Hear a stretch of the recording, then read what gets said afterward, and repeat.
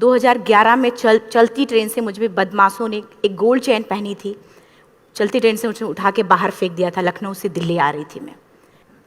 Compartment में बहुत सारे, जनरल कंपार्टमेंट था, बहुत सारे लोग थे।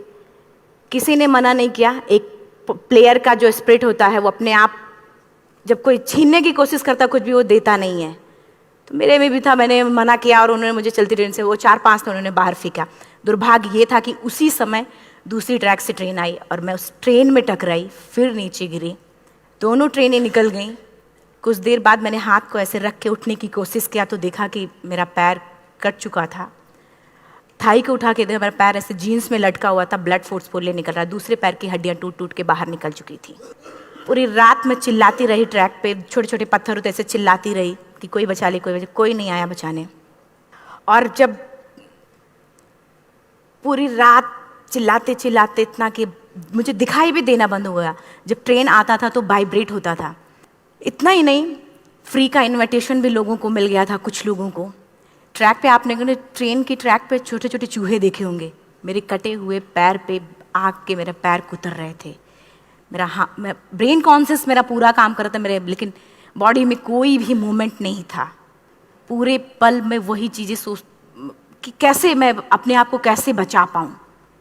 लेकिन करीब पूरी रात ऐसे बीता। सुबह गांव वालों ने मुझे बरेली डिस्ट्रिक्ट हॉस्पिटल यूपी में है, वहाँ पे हुआ था ये। सुबह गांव वालों ने मुझे उठाया, डिस्ट्रिक्ट हॉस्पिटल ले जाके रखा। तो फार्मासिस्ट, डॉक्टर, सीएम, जितने लोग थे आपस में बातें कर रहे, अरे हमारे पास तो एनेस्थीसिया नहीं है, ब्लड नहीं है, इसका इलाज शुरू करें तो हम कैसे करें। मुझे भी नहीं दिखाई तो नहीं, लेकिन मेरा सुनाई दे रहा था सब कुछ वहाँ पे।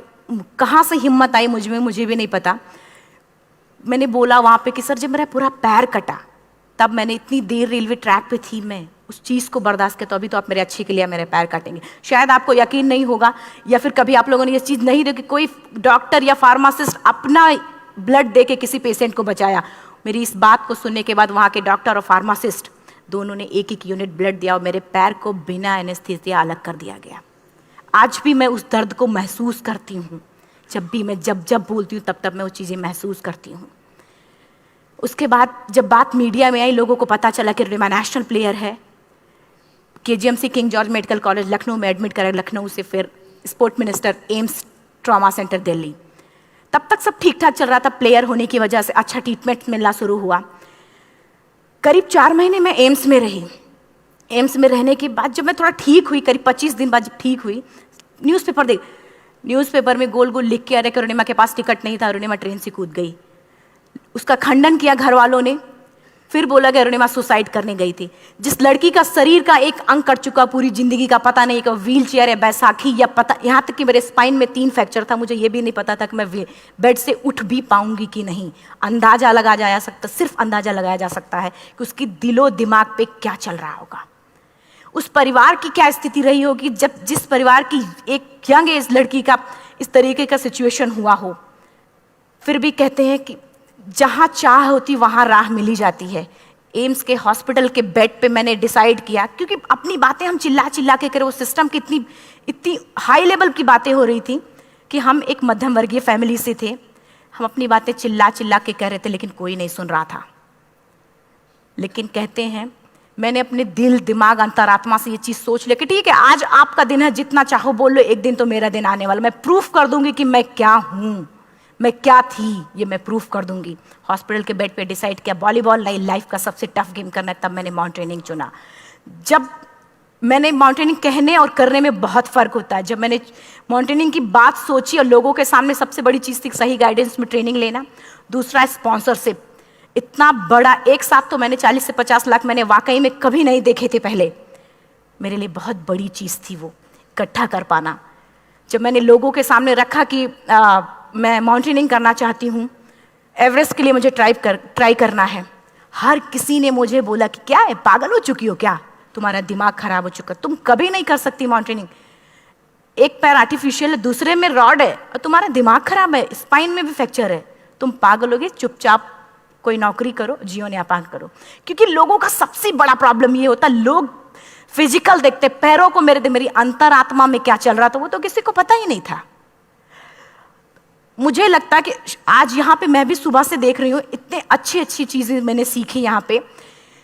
बहुत बड़े बड़े स्पीकर को शायद आप लोगों ने भी सुना। आज मैं भी आपको यहाँ पे कि चाहे जितना मोटिवेट करूँ, चाहे जितना चीज़ें मैं बताऊँ, लेकिन मुझे लगता है सबसे बड़ा मोटिवेटर कौन होता? आप खुद। जिस दिन किसी भी लक्ष्य के प्रति आपकी अंतरात्मा जाग गई, आपको कोई नहीं रोक सकता उस लक्ष्य को पाने में।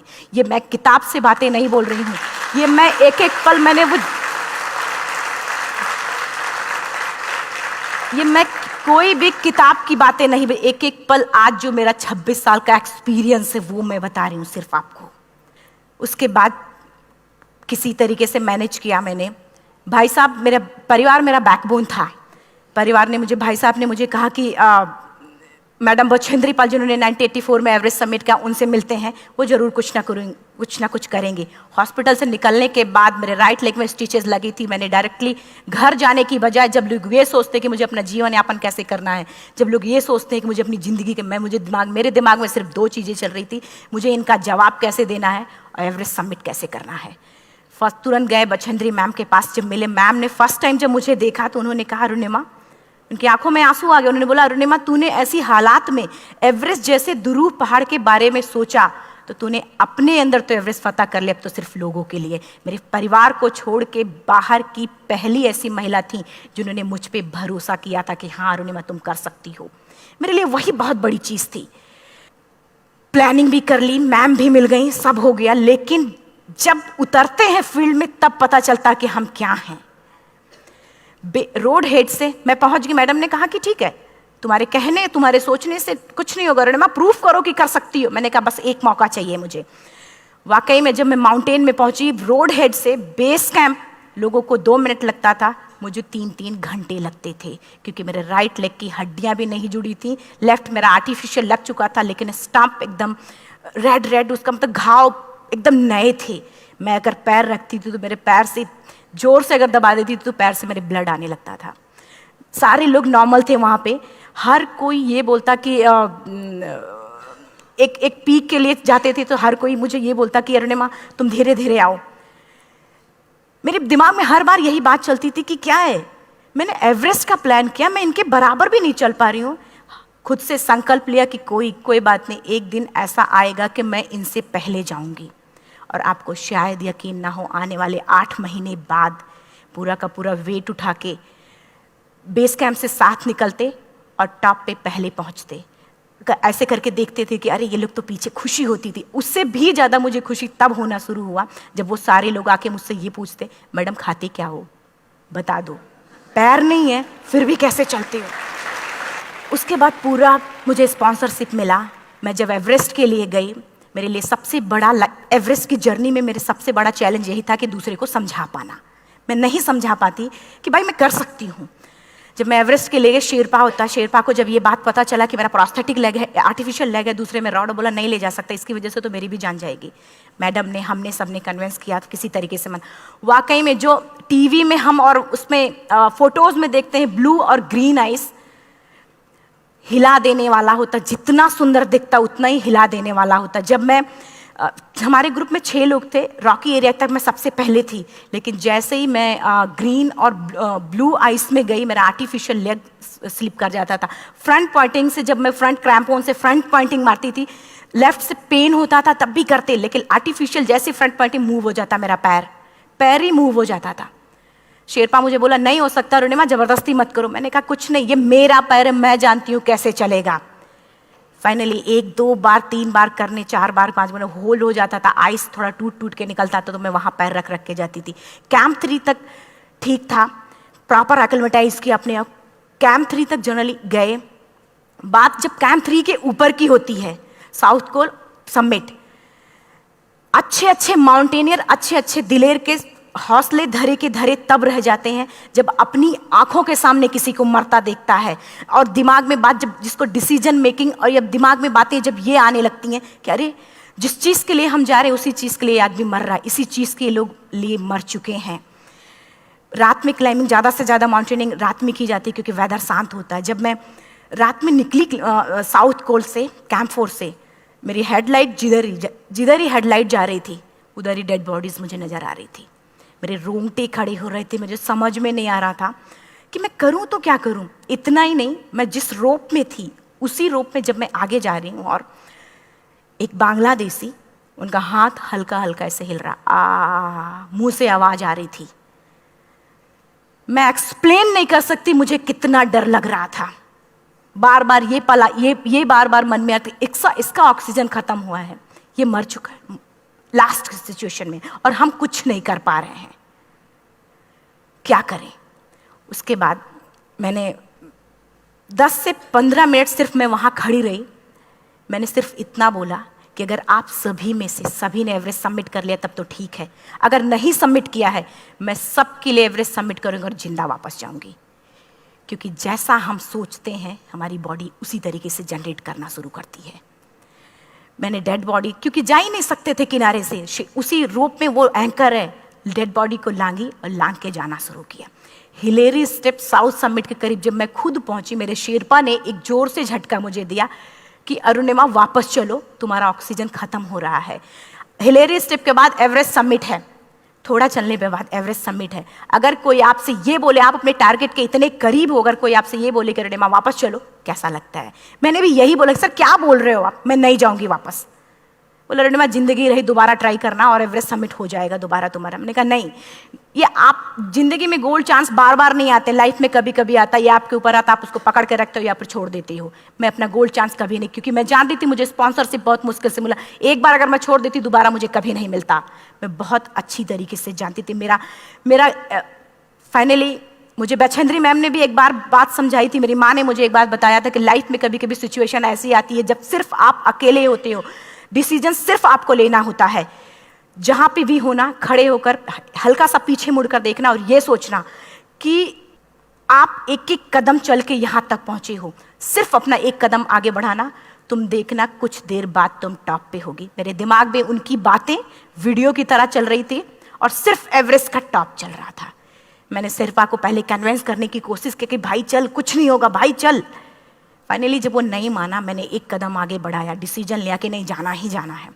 आगे बढ़े, करीब 1 से 1.5 घंटे बाद मैं टॉप पे थी। और इतना ही नहीं, आज भी मैं जितनी बार बोलती हूं उतनी बार मैं महसूस करती हूं, मेरे रोंगटे खड़े हो जाते हैं, मेरा दोनों हाथ ऊपर करके जोर जोर चिल्लाने का मन कर रहा, कितनी जोर से चिल्लाऊं, इतनी जोर से चिल्लाऊं कि सबको बता दूं कि आज मैं टॉप ऑफ द वर्ल्ड पे हूं। उन लोगों को बता दूं जो लोग ये सोचते हैं, लड़की, दूसरे विकलांग, तीसरे मिडिल क्लास में, जो लोग एक बार हार के फिर दोबारा लड़ना नहीं चाहते, जो लोग हारने के बाद सोचते हैं कि हम दोबारा कुछ कर नहीं सकते, उन लोगों को मैं चिल्ला चिल्ला के टॉप से बताना चाहती थी कि नहीं, आप सब कुछ कर सकते हो। सिर्फ एक सोच की विकलांगता, हैंडीकैप आदमी यहां से होता है, यहां से नहीं। अगर यहां से जो आदमी विकलांग है तो नॉर्मल आदमी भी विकलांग है, जो अगर यहां से विकलांग है। चिल्ला चिल्ला के मैं बताना चाहती थी। मैंने शेरपा से कहा कि आप एक फोटो खींच लो, क्योंकि सारे लोग फोटो, अपना नेशनल फ्लैग का जो वैल्यू होती है ना, वो जो हम कहीं बाहर होते हैं तो पता चलता है। मुझे भी बहुत खुशी हो रही थी, फ्लैग को हग किया और बोला फोटो खींचो। बोला पागल हो गई है, तेरा ऑक्सीजन कभी भी खत्म हो जाएगा, नीचे चल। नहीं, फोटो खींच लो। फोटो खींचा उसने। वो तो अगली बार इतना तेज गुस्सा हुआ, मैंने उसको बोला कि भाई वीडियो भी बना ले। 8848 की हाइट पे ऑक्सीजन खत्म हो रहा है, आज हम भी हंस रहे हैं आप लोगों के साथ क्योंकि यहाँ पूरा ऑक्सीजन है।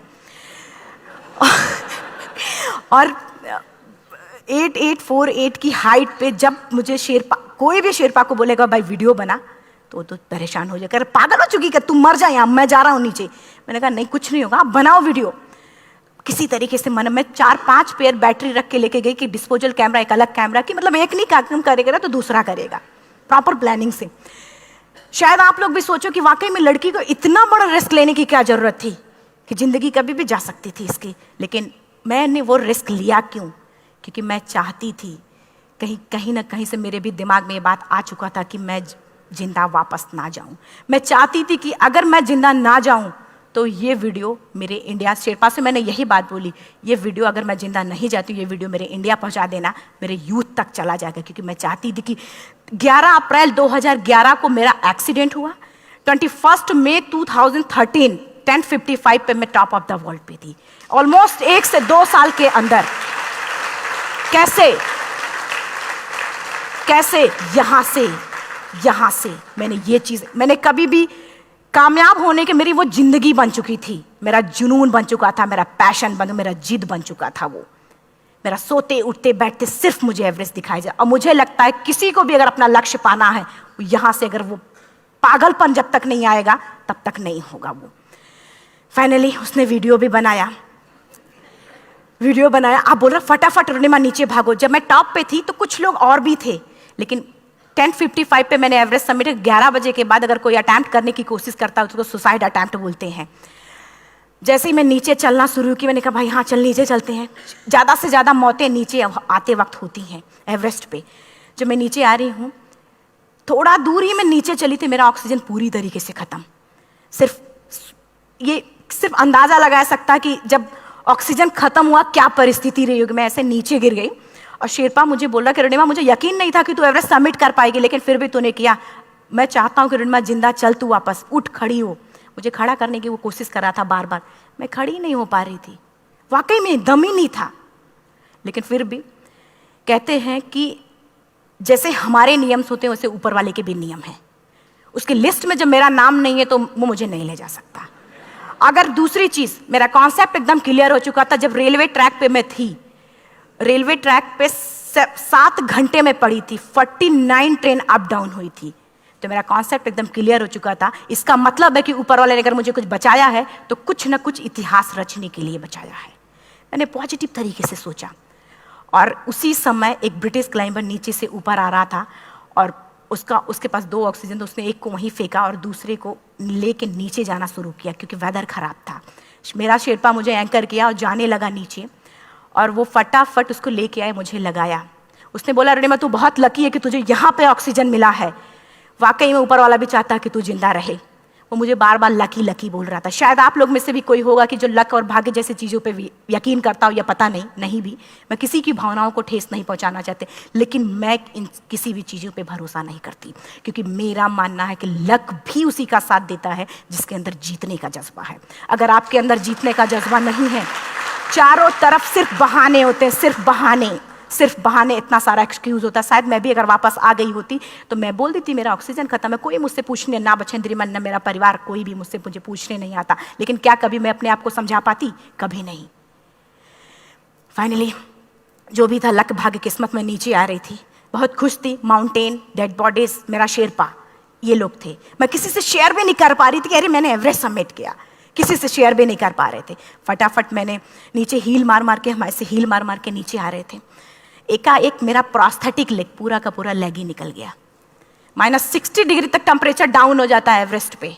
मेरा हाथ वगैरह ये सब ऐसे मूवमेंट, ऐसे मुड़ नहीं रहा था, ब्लड निकलने लगा था, ये सब यहाँ था। मुझे शेरपा से मैं बोल रही हूँ कि ऑलरेडी मेरा पैर कटा हुआ है, अगर दिमाग में ये बात है कि मेरा हाथ भी काटना पड़ेगा, कैसा लगेगा मेरा दिमाग। क्योंकि ये ऐसा मूवमेंट, रेड 3 स्टेज होती हैं। रेड मेरा हो चुका था, रेड, ब्लैक, ब्लू, ब्लैक हो तो काटना पड़ेगा। तो बार बार मैं बोल रही हूँ शेरपा से कि भाई हाथ मेरा कुछ हो रहा है, इसमें मूवमेंट नहीं हो रहा है, यहाँ सबसे ब्लड हो रहा है। बोला अरुणिमा कुछ नहीं, जितना नीचे जाएंगे उतना अच्छा होगा। प्रोस्थेटिक लेग मेरा निकल चुका है, मैं रुकी हूँ, मेरा ऑक्सीजन चल रहा, बड़े मुश्किल से लक भाग्य किस्मत जो भी था मुझे मिला था। शेरपा मेरे आगे है, लास्ट मोमेंट तक वो मुझे बोलेगा, अगर वो मैं नहीं चलती वो मुझे छोड़ के चला जाए। गलती उसकी भी नहीं होती, क्योंकि वो क्या करे क्लाइंबर की वजह से, या तो अपनी जान वो भी दी, गलती उसकी भी नहीं है। लास्ट में मेरी आंखों से आंसू निकलने लगा। मैंने सोचा क्या करूं अब, रोने अपने आप आंसू ने कहीं ना कहीं से आ ही जाता है। दूसरे पल मुझे समझ में आ गया कि रोने धोने से कुछ नहीं होगा। मैंने आंसू को पोंछा और रोप, जो मेरी रोप थी, रोप को पकड़ा, दूसरे हाथ से आर्टिफिशियल लेग को, पैर को घसीट घसीट के चलना शुरू हो गया, क्योंकि मेरे पास यही था। ये तो दूसरा था, गिव अप कर दो ही चीज़ थी। पैर को घसीट घसीट चलना शुरू हुआ। कुछ दूर नीचे चलने के आने के बाद रॉक था, उसमें घुसे, पैर को खोला, सही किया, फिर नीचे चला। Camp 4 to summit to camp 4 3500 feet है, और इसमें टोटल जनरली लोग 16 से 17 घंटे में सबमिट कर लेते हैं। मुझे टोटल 28 घंटे लगे थे। हर माउंटेनियर, चाहे बाहर का या फिर इंडिया का, हर किसी ने ये मान लिया था कि अरुणिमा जिंदा वापस नहीं आएंगी। हर किसी ने ये चीज़ मान लिया था। लेकिन मुझे लगता, जब मैं वापस साउथ पोल पहुंची, जब मैं टेंट का जिप खोला, मैंने हर किसी ने कहा कि अरे तू यहाँ है, हम तो सब सोच लिए थे तू चली गई। हर किसी ने ये बोला था। फिर सब खुशी मना रहे थे हम सब। देखिए, ये सब बताने का मेरा सिर्फ एक मकसद था कि सब कुछ हम में है, हम जैसा चाहें वैसा कर सकते हैं। ऑलरेडी टाइम हो चुका है। मैं एक 4 लाइन की पंक्ति सिर्फ बोलूँगी। मैं एक्चुअली मेरा एम है कि मैं वर्ल्ड के जो कॉन्टिनेंट हैं, कॉन्टिनेंट के हाईएस्ट पीक समिट करूं। एशिया का एवरेस्ट हो चुका है, अफ्रीका किलिमंजारो हो चुका है, यूरोप का एल्ब्रुस हो चुका है। 23 नवंबर को मैं जा रही हूँ ऑस्ट्रेलिया हाईएस्ट पीक के लिए। बस आप लोगों की गुड विशेस चाहिए। और 4 लाइन, अभी तो इस बाज की असली उड़ान बाकी है, अभी तो इस बाज की असली उड़ान बाकी है, अभी तो इस परिंदे का इम्तहान बाकी है, अभी अभी मैंने लांघा है समुद्रों को, अभी तो पूरा आसमान बाकी है। Thank you so much, thank you.